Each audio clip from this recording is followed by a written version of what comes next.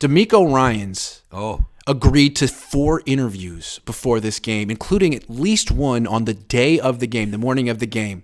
And then late in the week, had a change of heart and rescheduled 2 of the interviews, which was the smart thing to do. And then did a great job against Dallas, and his stock is through the roof once again. What do you think of his late change of heart? Okay. I think he had a late change of heart because the media put a lot of pressure on him. I think so. I don't think he had an epiphany, like he was lying in bed one night and said, God, 4 interviews is too much. I'm going to cut it down to 2. So I think he had a change of heart because him and his agent were like, it looks bad. It looks bad. And also, who knows what they were telling him in the organization? True. I mean, you think John Lynch was happy about the 4 interviews? You think Jed York and Kyle Shanahan were happy about 4? Yeah. Hey, can we meet halfway? Can we meet halfway? How about 2? Yeah. How about 2? Okay. Yeah. And the idea that he scheduled an interview the morning of a game, that's bad judgment. Okay, so here's what I want to say. This is my takeaway from it. He did a good thing to cut out 2 of the interviews for last week, but my overriding perception is, what was he thinking in the first place? Mm-hmm. And if you're going to be a head coach, it's not only X's and O's. It's you're leading the organization. You're the CEO. You have to have good judgment. Judgment. You have to be a leader. You have to think about the implications of your actions. To schedule a job interview the morning of the biggest game of the season so far is the worst possible judgment. And if I were thinking about him, if I were an owner and thinking about him as a head coach candidate, I would factor this in and I would say, he may be very good at defenses. Do I want him to lead my organization? Does he have the maturity and the judgment to do it? And Iggy, I have my doubts. Yeah, I agree. I mean, I think it also points to a lack of experience. He's been a coordinator for 2 years. He's still not even 40 years old. A lack of experience. You can't possibly juggle all of this. And if you think you can, then you haven't been around long enough to find out that you freaking can't. So if I were doing a head coaching search, I don't think I would hire DeMeco Ryans as a head coach, at least not now.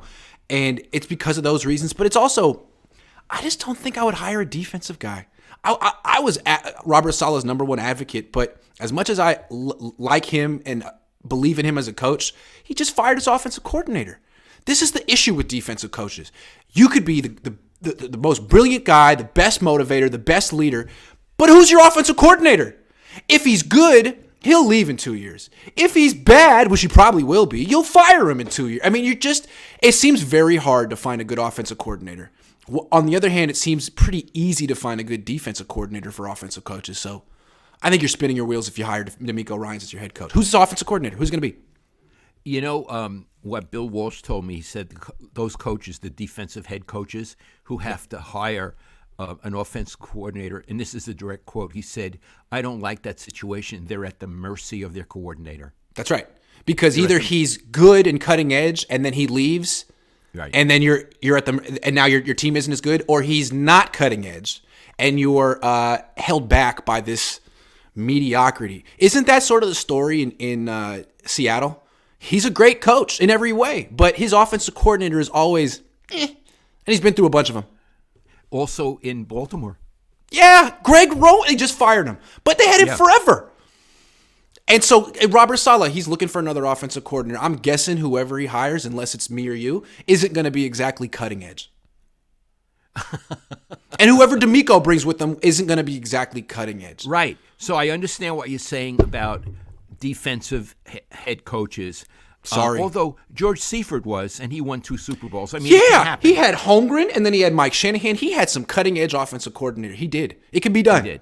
It can be done. But it's hard because it's an offensive league, and any offensive coordinator who has any success for 2 seconds becomes a head coach. So but he's only 27. It's okay. He's a head coach. My feeling about DeMeco Ryans is, in terms of a candidate for head coaching job, the way he mishandled last week makes me, where I never had any doubt, I have doubt now. Yeah, and also, I'm not into hiring defensive coaches, but also hiring coaches after 2 years of being a coordinator. What's the rush? I think experience is probably, as we're learning with Brock Purdy, experience is an asset. And maybe hiring a guy after 2 years of coaching the most loaded defense in the league isn't enough information. I mean, he's got a great defense. What's it supposed to look like? A lot of guys could perform with Nick Bosa and Fred Warner and all these guys.